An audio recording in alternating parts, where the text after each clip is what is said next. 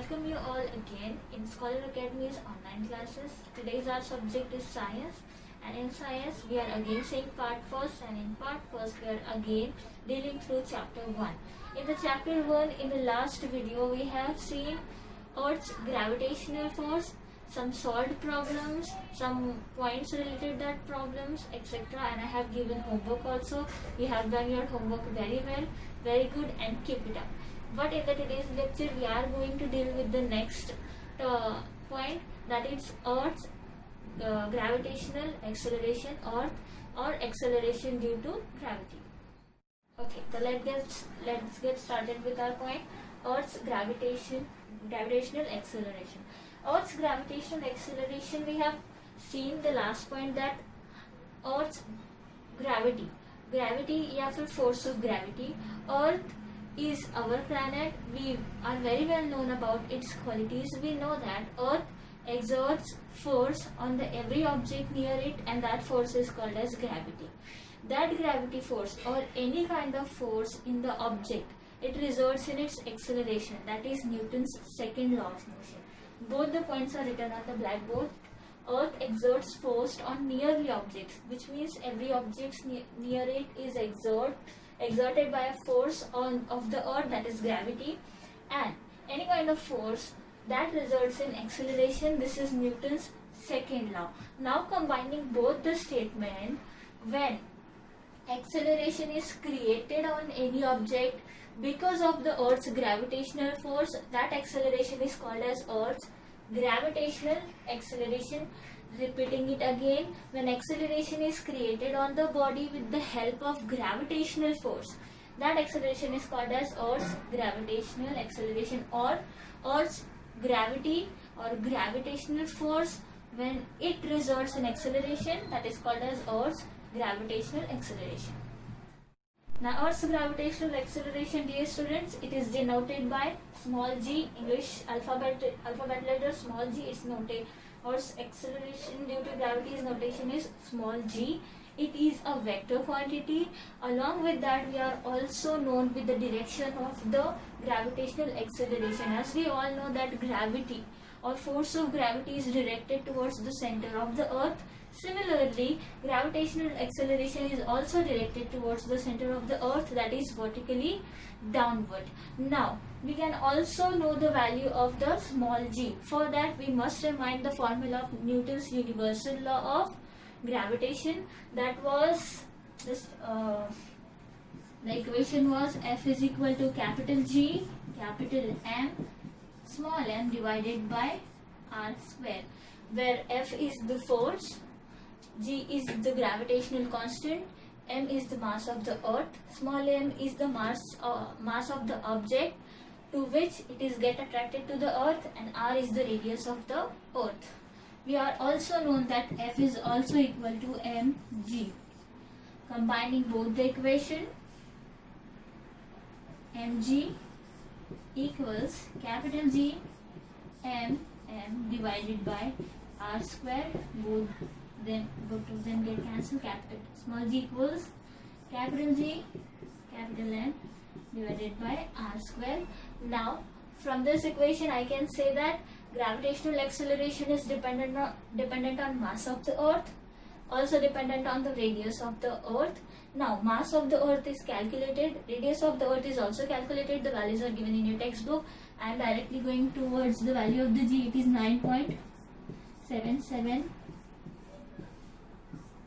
meter per second square. This is the value of Earth's gravitational acceleration, and this is how we have calculated it. Here there's a small calculation, you can see it from your textbook, but the value of small g or Earth's gravitational acceleration is 9.77 meter per second square. So now question arises, does the value of small g, it remains same all over the earth or it changes? The answer simply lies in this equation. Dear students, we all know that it is dependent. Small g is dependent on the radius of the earth, and radius of the earth is not equal on every point of the earth's surface. It is bulged towards the equator and flattened towards the poles because of its rotation. Therefore, radius of the earth is not same. Because radius of the earth is not same, the value of g will be variable. So let's see the variation in the value of small g in details. Variation in the value of small g. First, we need to see changes along the surface of the earth. Now, as I have told you that the value of small g changes, it changes along the surface of the earth because surface of the earth is not exactly spherical. Its radius changes. Its radius is much more greater towards at the equators, and it is little bit smaller at the poles. As the radius of the earth is greater towards the equator, the value of the g should be smaller, and as the radius of the earth is smaller at the poles, the value of the g should be greater. I have told you that value of small g should be greater at the poles because at the poles the radius is smaller.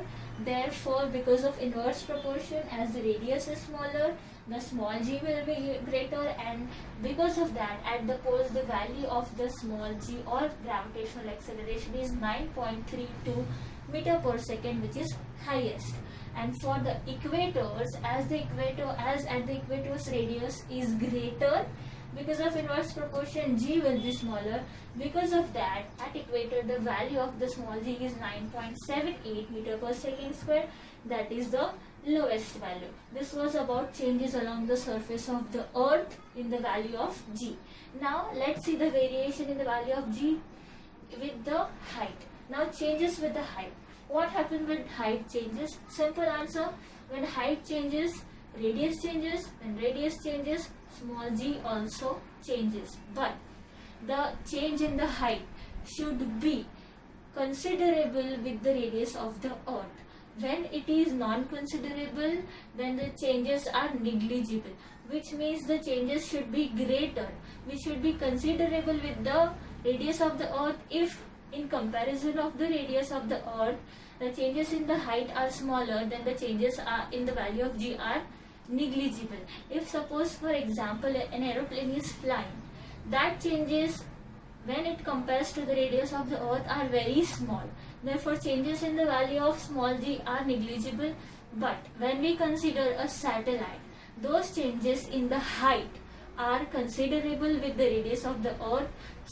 At such time, the changes in the small g are considerable. Then and then only the change in the value of gravitational acceleration are considered when the change in height is comparable with the radius of the earth. Now, the last change, that is change with depth. Depth, which means inside the earth. As we go inside the earth, as we go deep, as we go in the depth, we must know that radius of the earth will decreases, and it is obvious to think that as this radius decreases, the small g increases. But the point to be considered here is that as you go deep inside the earth, the gravitational force also decreases, which means the area which is exerting the force on the object also decreases, means the mass of the earth decreases, and both them cancel their effect. Instead of increasing the value of small g, because the gravitational force decreases, the small g also decreases, which means changes with depth. In this point, we must know that the value of Earth's gravitational acceleration decreases because gravitational force inside the Earth decreases, the area exerting the force decreases, the mass also decreases, therefore small g also decreases. To consider it to be increased is obvious, but there are some other criteria of mass, criteria of gravitational force, criteria of area. If you consider both of them, the situation is that the value of small g decreases with depth. In today's video, we have seen Earth's gravitational acceleration, we have seen its value, we have seen what is it, we saw the definition, each and everything. Also saw the variation in its value, changes along the surface, changes along the height, changes with the depth. We have seen all these points in detail. I have explained it in the easiest way I can. I hope you understood it very well. If you have any difficulty, we are available for you guys. Contact us anytime.